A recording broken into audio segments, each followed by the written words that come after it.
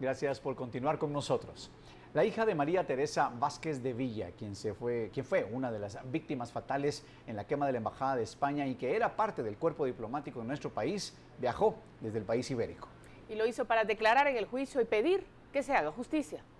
20 años después de los hechos viajó a Madrid. Dijo al tribunal que fue a hablar con el embajador Máximo Cajal en búsqueda de explicaciones. Él reconoció que no conoció a su madre porque llevaba poco tiempo en el país tratando asuntos consulares. Después de la conversación, a ella no le quedaron dudas de lo sucedido. Que los campesinos invadieron, pero no necesitan, no había que matarlos. Eso es una cosa, él siempre también lo mantuvo, ¿no? Que habían invadido. Todas sus declaraciones yo lo he oído siempre, sí, ellos fueron los primeros, pero claro, no tenían que morir porque era un tipo muy legalista. Manifestó que viajó al país en busca de cerrar este capítulo. Pidió que sea un tribunal guatemalteco que reconozca los hechos y se haga justicia. Yo siempre he sabido la verdad, exactamente quiénes fueron acusados, eso no, porque eso a mí no me incumbe, ¿no? Pero luego Naciones Unidas lo dijo, y a pesar de Naciones Unidas decirlo, el rumor sigue. Y estos días que he venido aquí a Guatemala he leído los periódicos y sigue la misma historia. Las versiones de Guatemala también se conocieron en las noticias de España. Lamentó que sus familiares hayan muerto y aún no se conozca la verdad de los hechos. Mis tías, las hermanas de mi madre ya murieron y murieron con la duda. Porque lo que aquí se dijo llegó allí a los periódicos. Y siempre, por más que le decíamos, ellas no lo aceptaron nunca. Entonces eso es difícil. Agregó que a todos los homenajes que asistió culpaban a los campesinos y que a su madre nunca le dieron un lugar entre las víctimas. Por una Guatemala en paz, Suseli Contreras y Byron Secaida.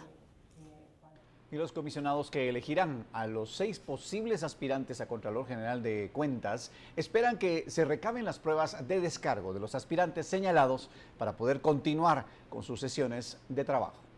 A pesar que el tiempo sigue transcurriendo, la postuladora para elegir al Contralor General de Cuentas no se ha reunido esta semana para continuar su trabajo. De acuerdo a su presidente, esperan que venza el plazo para que los aspirantes señalados entreguen las pruebas de descargo y luego analizarlas junto a los impedimentos. Consideran que así evitarán cualquier influencia en la calificación emitida a sus expedientes. Nos convencimos y por eso es que es la aparente inactividad de la comisión.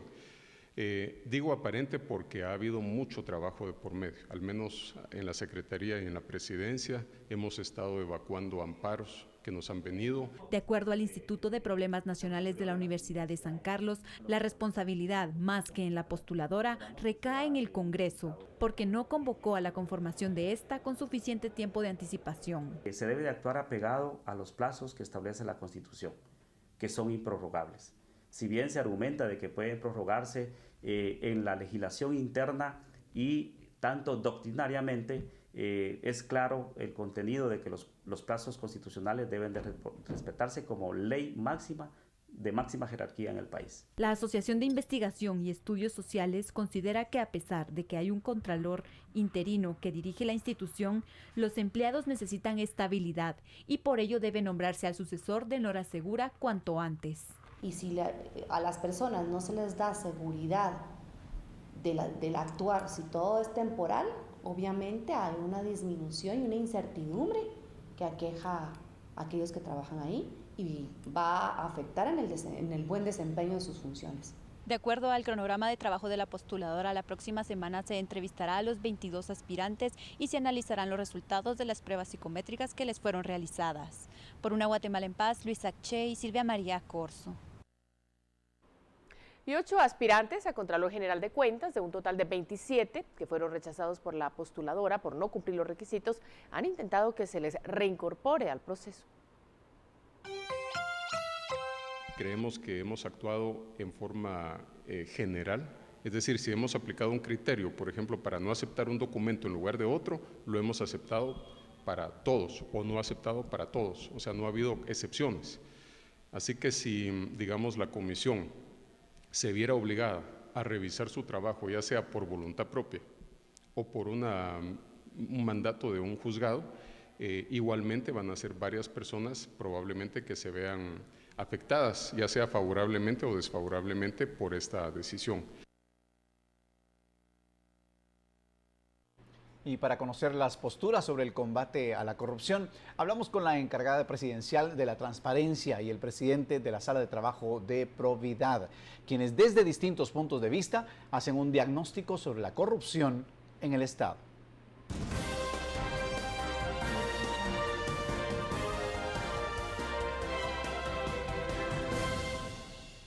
¿Cómo se está combatiendo la corrupción? ¿Se está haciendo lo necesario? En esta ocasión tenemos con nosotros a Verónica Taracena, comisionada presidencial por la transparencia, y al diputado Amílcar Pop, presidente de la Comisión de Probidad. Comisionada, ¿cuáles son los procesos que más casos generan denuncias de corrupción? Pues mire, de más denuncias básicamente ha sido enfocado a temas del Ministerio de Educación. No precisamente de corrupción solamente, sino que más que todo administrativas. Quejas que los maestros no llegan a trabajar, quejas de que no llegan las refacciones escolares a los lugares de destino. Básicamente ahí descansa el 70% de denuncia ciudadana. En segundo lugar, el Ministerio de Salud también, porque los médicos no cumplen con sus labores. Bueno, acá en el Congreso y en la Comisión de Probidad podemos priorizar la cantidad de denuncias. Uno es la obra fantasma, plazas fantasmas, precisamente la violación a los procedimientos en materia de transparencia. Y por último, lo que la Comisión hemos trabajado de manera muy intensa es la capacidad que han desarrollado los órganos y las instituciones de no permitir el acceso a la información pública del nivel de ejecución presupuestaria. No hay una fuerza que impide la decisión y la voluntad de hacer pública las ejecuciones presupuestarias. ¿Cuáles son las modificaciones urgentes para cambiar las prácticas de corrupción? Desde el legislativo, ¿qué se necesita hacer? Una modificación urgente, lo hemos dicho, es cambiar completamente una nueva ley de contrataciones del Estado. Si no hay una ley lo suficientemente fuerte para que combata la corrupción y una ley clara que no permita que se puedan jugar de alguna manera con las contrataciones, Guatemala, independientemente de qué gobierno esté, va a seguir igual. Esa ley ya tiene muchos años, es obsoleta y urge cambiarla. Bueno, yo creo que hay tres mecanismos importantes legales. Uno, mejorar la ley de probidad, especialmente en cuanto a la publicidad de las declaraciones patrimoniales juradas de los funcionarios. Yo creo que es importante que la población sepa qué tenemos como políticos y qué tenemos cuando salimos de un cargo público. Eso es vital para demostrar la objetividad de la existencia o no del enriquecimiento ilícito. Segundo, es necesaria la eliminación de procedimientos engorrosos en la persecución de estos delitos, en reformas al Código Penal. Y por último, la eliminación del secreto bancario o su reducción para el control del enriquecimiento ilícito. Comisionada Taracena, ¿cree usted que el gobierno ha hecho lo suficiente para combatir la corrupción? ¿Y qué dice a esto, diputado Pop? Cuando hablamos de combatir la corrupción, hablamos de las fases de prevención, de sanción y detección. Al organismo ejecutivo lo que le corresponde, según las convenciones internacionales, es la prevención. Y en cuanto al tema de prevención, sí hemos hecho bastantes esfuerzos. Como yo le mencionaba, está varios sistemas, el sistema de inconformidad ciudadana, el sistema de alertivos, las iniciativas de transparencia y modificaciones internas dentro del Ejecutivo. Bueno, yo creo que para combatir la corrupción el gobierno en sí no ha hecho nada, no vemos ningún avance. Hemos visto aparentemente cómo hay luchas internas de poder en el partido oficial y se lanzan denuncias unas contra otros, pero no hemos visto realmente avances importantes o significativos. Tristemente hay oficinas y hay funcionarios que actúan casi como los perros sabuesos buscando dónde encontrar algo para generar más corrupción. Lamentablemente no podemos evidenciar algún avance significativo. Necesidad de cambiar algunas leyes, pero sobre todo modificar la práctica del qué hacer en la cosa pública. Soy Ben Kenchín y este fue un encuentro cara a cara.